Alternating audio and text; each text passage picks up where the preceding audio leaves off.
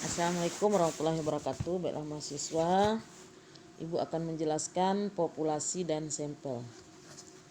Pertama, populasi. Arti dari populasi itu adalah wilayah generalisasi yang terdiri dari objek atau subjek yang mempunyai kualitas dan karakteristik tertentu yang ditetapkan oleh peneliti untuk dipelajari dan kemudian ditarik kesimpulannya. Nah, jadi populasi itu bukan hanya orang, tetapi juga bisa objek dan benda-benda alam yang lain. Populasi juga bukan sekedar jumlah yang ada pada objek atau subjek yang dipelajari, tetapi juga meliputi seluruh karakteristik atau sifat yang dimiliki oleh subjek atau objek itu.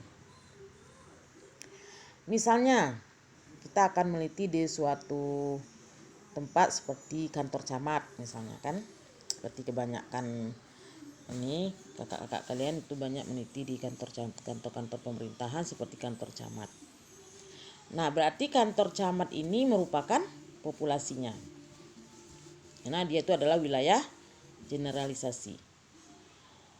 Nah, kantor camat ini mempunyai sejumlah orang atau pegawai ya, dan objek yang lain. Nah, berarti kalau kita mengambil sejumlah orang, berarti itu populasinya dalam arti jumlah atau kuantitas. Nah, tapi kantor camat itu mempunyai karakteristik orang-orang yang ada di dalamnya atau pegawai-pegawai yang ada di kantor camat itu memiliki karakteristik.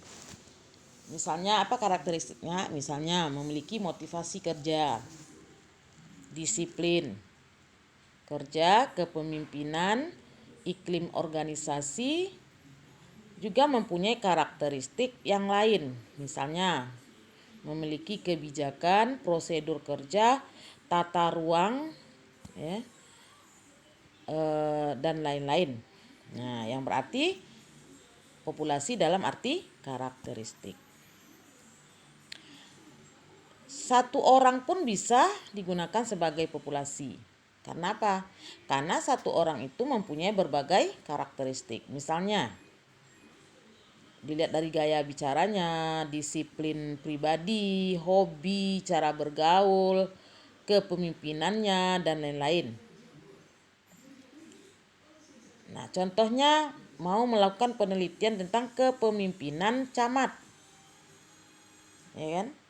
Nah, maka kepemimpinan itu merupakan sampel dari semua karakteristik yang ada di atau yang dimiliki oleh camat tersebut. Kita contohkan lagi dalam bidang kedokteran. Satu orang sering bertindak sebagai populasi.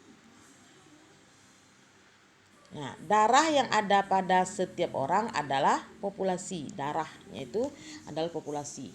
Maka akan diperiksa, cukup diambil sebagian darah yang berupa sampel. Data yang diteliti dari sampel tersebut selanjutnya diberlakukan ke seluruh darah yang dimiliki orang tersebut. Jadi walaupun diambil hanya setetes darah, tapi dari setetes darah itu sebagai sampel tadi itu bisa diberlakukan untuk semua darah yang ada pada tubuh manusia. Nah, itu populasi ya, keseluruhan yang ada pada suatu wilayah generalisasi. Sekarang sampel. Nah, sampel ini bagian dari jumlah dan karakteristik yang dimiliki oleh populasi tadi. Nah, bila populasinya besar dan peneliti tidak mungkin kan mempelajari semua yang ada pada populasi. Nah, misalnya karena keterbatasan dana, tenaga, dan waktu, maka peneliti dapat menggunakan sampel yang diambil dari populasi itu. Apa yang dipelajari dari sampel itu? Kesimpulannya akan dapat diberlakukan untuk populasi. Nah, untuk itu, sampel yang diambil dari populasi harus betul-betul representatif atau mewakili. Jadi sampel atau sebagian orang yang dijadikan yang mau diteliti tadi itu harus bisa mewakili semua jumlah. Contoh pegawai tadi kan contohnya ada 150 orang. Jadi karena keterbatasan kita, jadi nggak mungkin kita mengambil mau diteliti ke 150 orang itu. Nah, jadi kita ambil sampelnya saja dari 150 itu. Namun sampel ini harus mewakili 150 orang tadi. Nah, bagaimana cara mengambil sampelnya, teknik pengambil sampelnya? Nah, itu nanti kita pelajari ya. Ini ada teknik pengambilan sampling ini nanti. Nah, itu tadi sampel.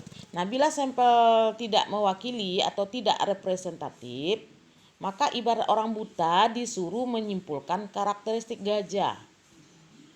Satu orang memegang telinga gajah, maka ia menyimpulkan gajah itu seperti kipas.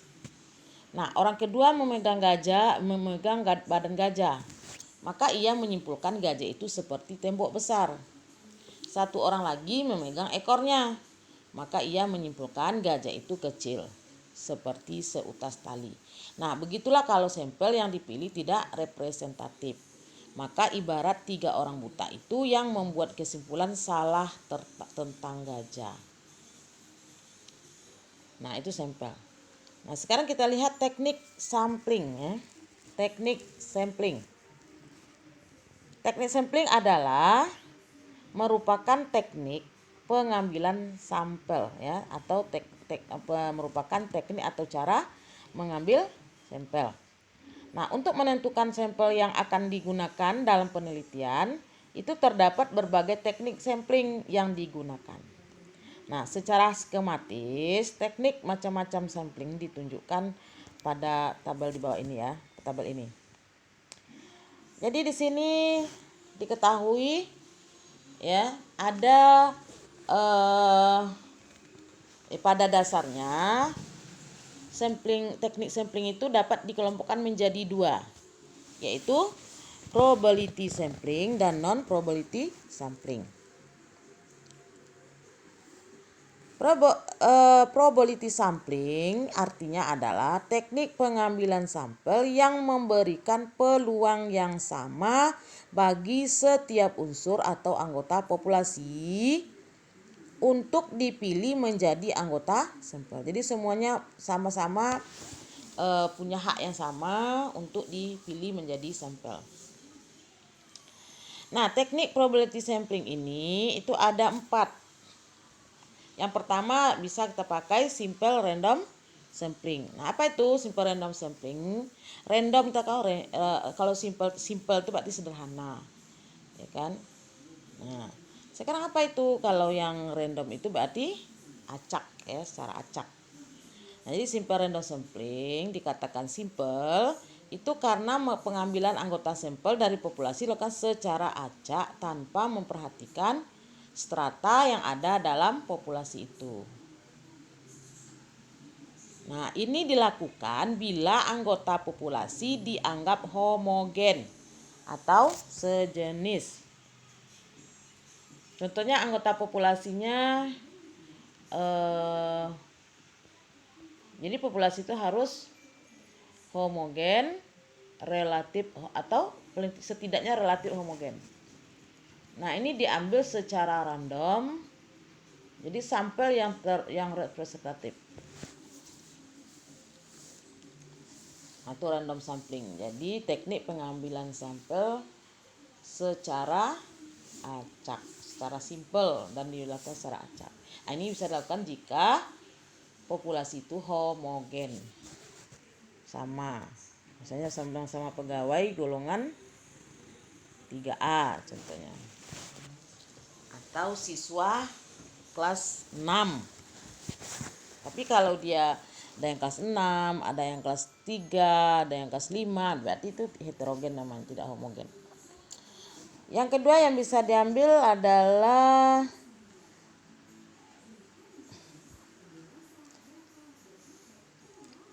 proportionate. Ya. Proportionate ini proportionate stratified random sampling ya, lengkapnya ya. Nanti kalian harus lihat di buku Sugiono ya, halaman 80 sampai dan seterusnya ya. habis populasi dan sampel. Yang kedua di sini proportionate stratified random sampling. Nah, teknik ini digunakan bila populasi mempunyai anggota yang tidak homogen dan berstrata secara proporsional. Contoh, camat, di kantor camat itu mempunyai pegawai dari latar belakang pendidikan yang berbeda atau berjenjang atau berstrata.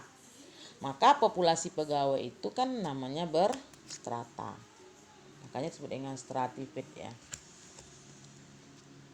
Misalnya jumlah pegawai yang lulus S1 ada 45 orang, S2 30 orang, STM berapa ratus orang, sarjana teknik 900 orang, dan seterusnya. Jumlah populasi misalnya 300. Nah, jumlah sampel yang harus diambil meliputi strata pendidikan namanya. Nah, apanya yang berstrata, yang berjenjang, yang berbeda, yaitu pendidikan.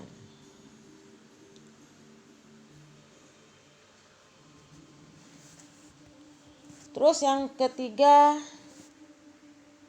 disproportionate stratified random sampling. Nah, teknik ini digunakan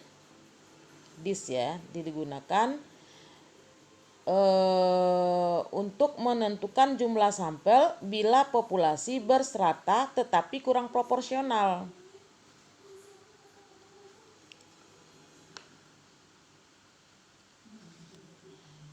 Misalnya, pegawai dari unit kerja tertentu mempunyai 3 orang lulusan S3, 4 orang lulusan S2, 90 orang S1, dan 800 SMU, 700 SMP. Maka 3 orang lulusan S3 dan 4 orang S2. Itu diambil semuanya sebagai sampel. Jadi porsinya itu beda-beda, terlalu jauh ini jaraknya ya.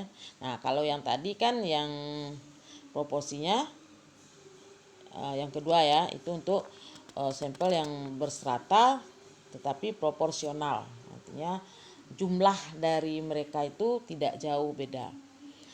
Nah, sedangkan yang disproportionate stratified random sampling, nah ini orang-orang yang memiliki yang berstrata tadi, pendidikannya berbeda tadi, itu jumlahnya tidak proporsional, jumlahnya itu jauh bedanya ya. Nah, makanya misalnya orang yang 3 dan yang 4 orang itu bisa diambil semuanya sebagai sampel, karena 2 kelompok ini terlalu kecil bila dibanding dengan kelompok yang lain. Nah, jadi kelompok yang kecil itu semuanya bisa diambil sebagai sampel, sedangkan yang jumlahnya besar itu diambil sebagiannya. Yang berikutnya cluster sampling, cluster sampling atau area sampling. Di sini teknik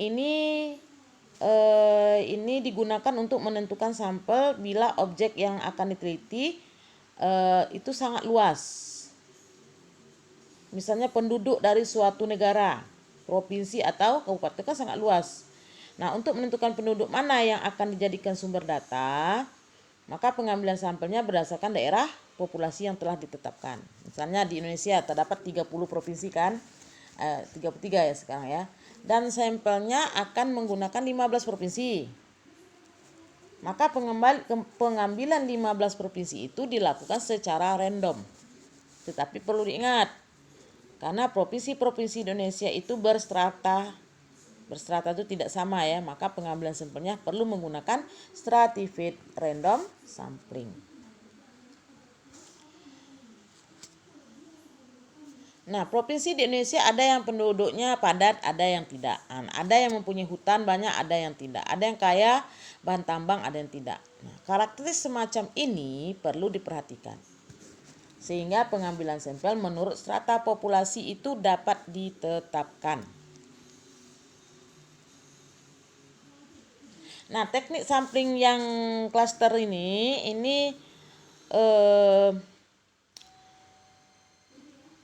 sering digunakan melalui 2 tahap, yaitu tahap pertama menentukan sampel daerah dan tahap berikutnya menentukan orang-orang yang ada pada daerah itu secara sampling juga.